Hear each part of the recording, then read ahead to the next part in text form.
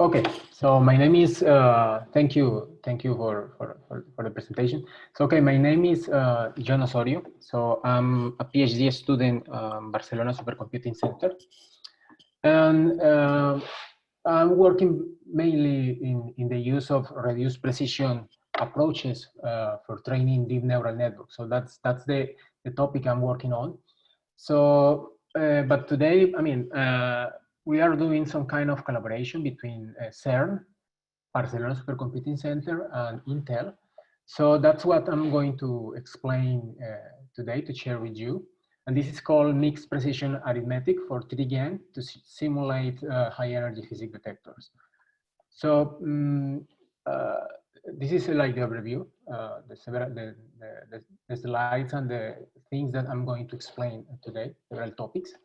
So the first thing is something that is very interesting is the motivation that we have in order to develop this job in collaboration with CERN. Basically, our idea is to create this high energy, to try to simulate a high energy detector, physics detector. So, and this is really, really important because it's essential for data analysis. Basically, so we were trying to, with their help, we were trying to implement this emulator. So the thing, interesting stuff here is that normally they were using Monte Carlo simulation, which is basically is computational expensive when you are trying to emulate, do some simulations. So first then, the important stuff that we were doing, okay, we are going to work on high energy physics. Another step is that basically they are using a very expensive method that is the Monte Carlo simulation. And then they discovered that is in some way you can use deep neural networks in order to try to simulate the behavior of these high energy detectors. So in that way, so they have like this application. So that's where we start to check how we can just work with them. Because in this deep neural network approach that they were trying to use, they are using a generative adversarial network to try to generate some data distribution to try to emulate the behavior of the high energy physics detector. So that's basically the idea that they implement. They already have this implementation done. So they are using right now a generative adversarial network, which is basically you have there in this GAN, you have two networks. You have a network that is called a generator, and this network just receive like noise at the beginning, and you start training this network. And the idea with the network is that the idea is to obtain fake data, fake samples as the output. And then you need to train a discriminator, which is receiving real samples, real data. And the idea is that you need to train the discriminator, and the discriminator need to know when is this input you are obtaining, he's obtaining a real sample or a fake sample.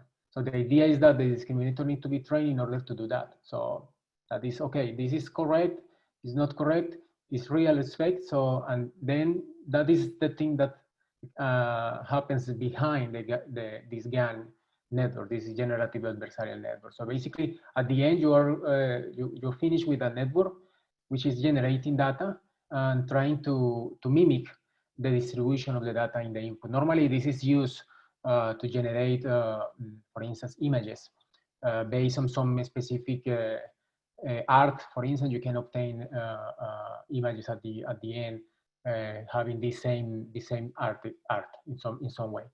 So they create a generative adversarial network, which is this network that is here, to try to generate the output of a high energy physics detector. So that's the idea that they are doing right now.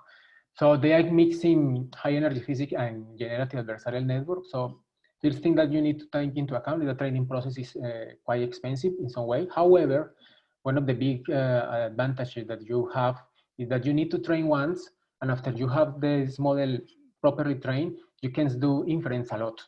And the inference is very, very, very less expensive compared to the classical Monte Carlo approach.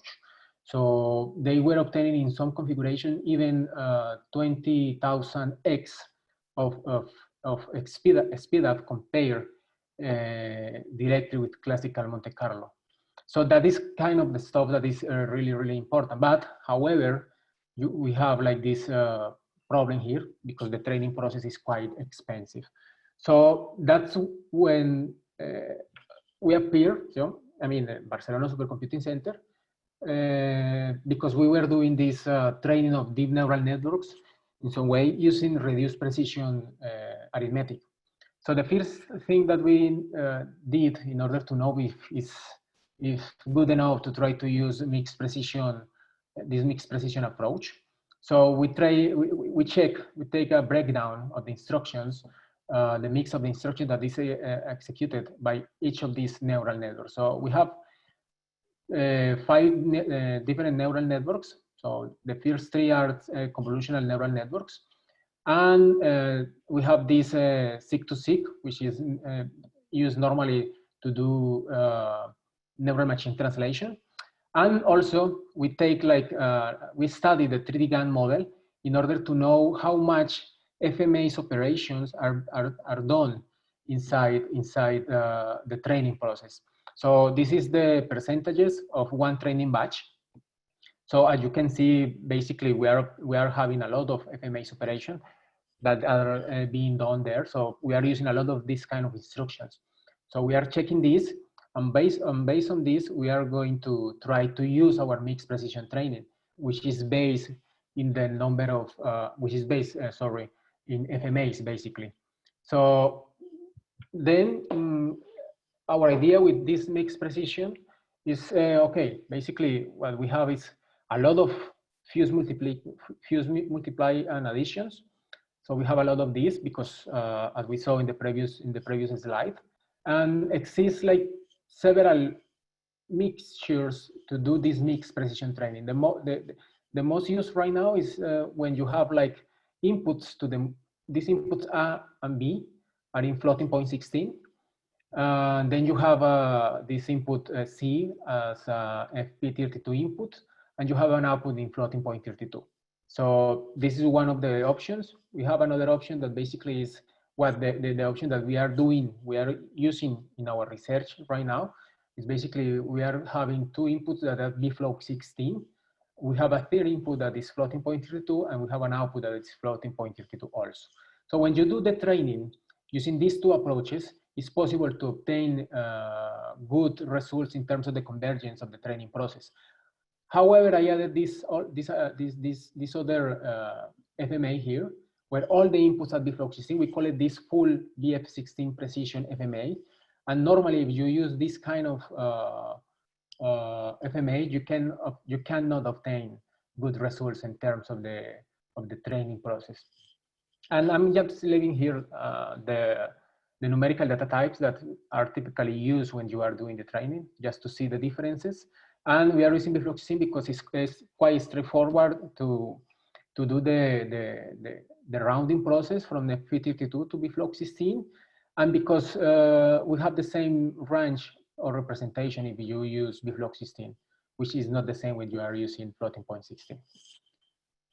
Then what we did is to try to emulate these different FMAs.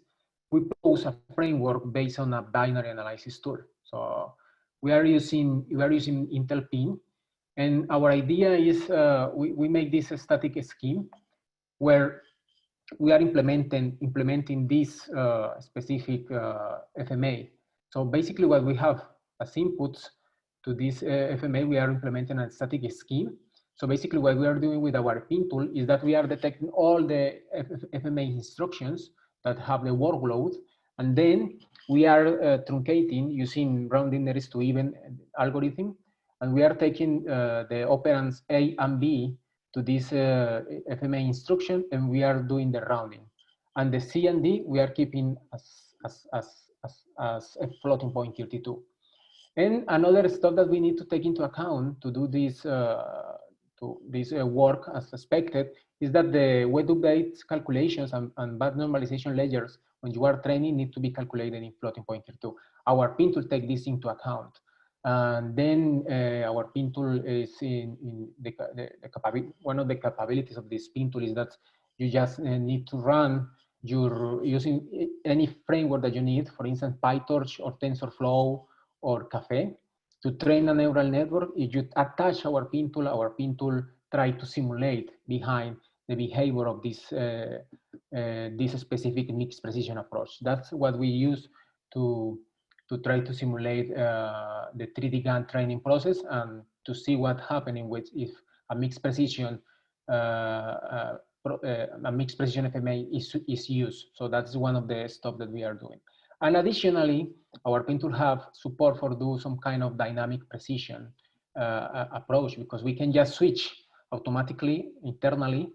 We can switch, for instance, based on the evolution of the training loss, we can decide if we can just use a BF16 approach or a floating point 32 approach, or you can use a BFloat 16 and mix it with a mixed precision approach. So this is another capability that have our pin tool. However, for the 3D GAN process, we are just using a mixed precision approach and a static approach where we are using always this specific FMA that I'm showing you here. So, but it's possible to mix floating point 32, to mix BFloat 16, and the mixed precision approach. That is a different approach that we are using right now. So as we saw, I was telling you, so we use the hardware that we use in our research is the Mare Nostrum machine in Barcelona Supercomputing Center. So we are using Intel Xeon Platinum 8160 processor. We are using Intel Pin 3.7. To do the training or 3D GAN, we are using TensorFlow. And as I said before, the pin tool support PyTorch, Caffe, and also TensorFlow. So, and this is a good thing about our pin tool, because we don't need to change specifically the source code of the frameworks. We just intercept all the workloads behind, and we did this emulation process. And we use as already Intel MKL DNN as our DNN primitives to do all the process, all the training of this 3D GAN network. So some results that we obtained. So I'm showing you here the sampling fraction. So basically, what you can see here is that it's a comparison between MC's Monte Carlo simulation. We have the floating point 32 GAN training, and we have the GAN mixed precision. So the good stuff here is that the distribution that we are obtaining as output is really similar behind all of the methods, and this is good enough to say that our algorithm is doing a good job.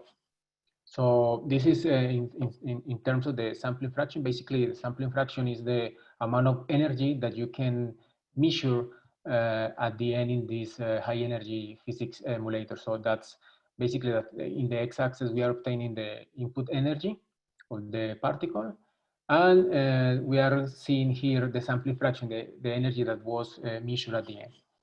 And on the other side, this is our another result that we obtained, where basically we are separating like in the three axes, X, Y, and Z. And we are seeing here that our approach is working, is doing a good job. Yeah, because we are almost following the same result that we obtained when we use Monte Carlo simulation, and even using the GAN floating point 32 approach. So our mixed precision is doing a good job, as we can just see in this plot. So future plans, so about the pin tool. So our idea is to enable it for using another data types. So basically, and do some evaluation about how is 3D GAN works with these other data types and another kind of deep neural networks. And our idea with 3D GAN is to try to check how it works with full bifloc 16 FMAs, and try to use some dynamic precision approach to change between several numerical data types. So that's it. So probably you have some question. I will be in the Slack channel to answer the question that you could have. So thank you very much.